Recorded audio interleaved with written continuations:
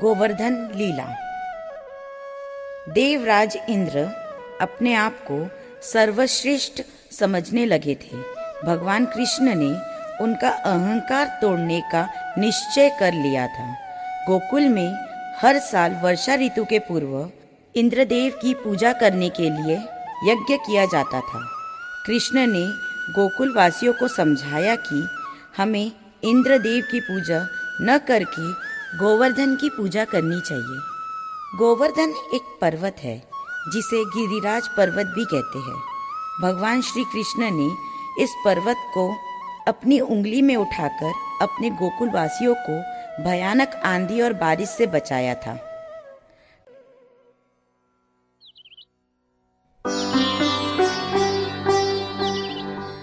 मैया, ये सब क्या हो रहा है? पूजा हो रही है। ये सब देवराजा इंद्र की पूजा के लिए है मोहन। कभी बाबा से भी पूछ लिया करो काना। बाबा, आज कौन सा उत्सव है? सब लोग इतना सच के कौन सी पूजा की तैयारी कर रहे हैं? लल्ला, आज इंद्रदेव के लिए यज्ञ करने जा रहे हैं। मैंने सुना है इंद्रदेव तो कभी दर्शन ही नहीं देते, पूजा ना करने पर क्रोधित भी हो जाते, और थोड़ा सा अहंकारी देवता की पूजा क्यों करे?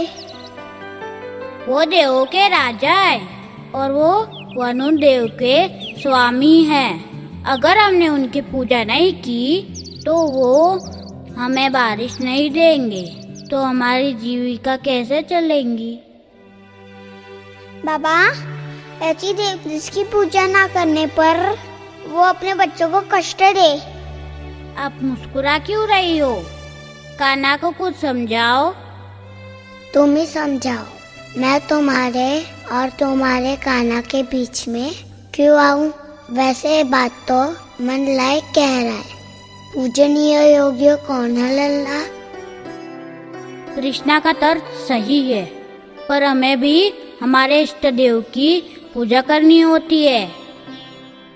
हम इष्ट देव किसे कहते हैं? जो हमारी आजीविका की जरूरतें पूरी करने में हमारी सहायता करते हैं।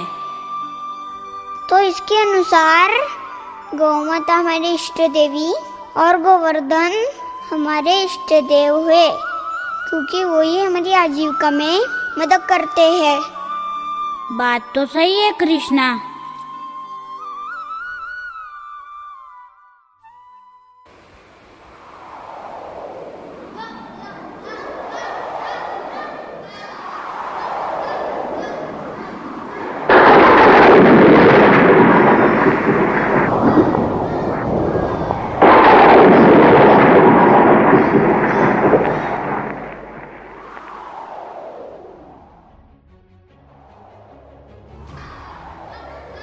कृष्ण के कहने पर गोकुल वासियों द्वारा गोवर्धन पर्वत की पूजा करने के कारण क्रोधित इंद्रदेव इसे अपना अपमान समझकर वरुण देव की सहायता से गोकुल में अधिक से अधिक बारिश और तूफान करने का आदेश देते हैं। लोग यहाँ वहाँ भागकर अपनी जान बचाने का प्रयास करने लगे।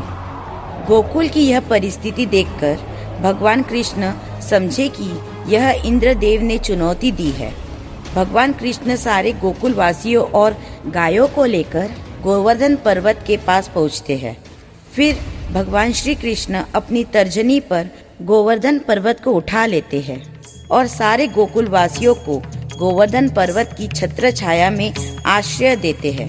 वरुण देव 7 दिनों तक धुआंधार बारिश और तूफान का कहर बरसाते हैं, परंतु गोकुल वासियों का बाल भी बांका नहीं कर पाते, क्योंकि सारे लोग भगवान कृष्ण और गोवर्धन पर्वत की छत्र छाया में सुरक्षित होते हैं।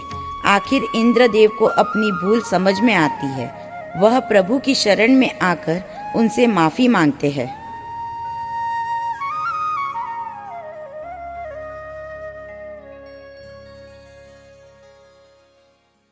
श्री कृष्ण गोविंद, श्री कृष्ण गोविंद हरे मुरारे, हे नाथ नारायण वासुदेवा, हे नाथ नारायण वासुदेव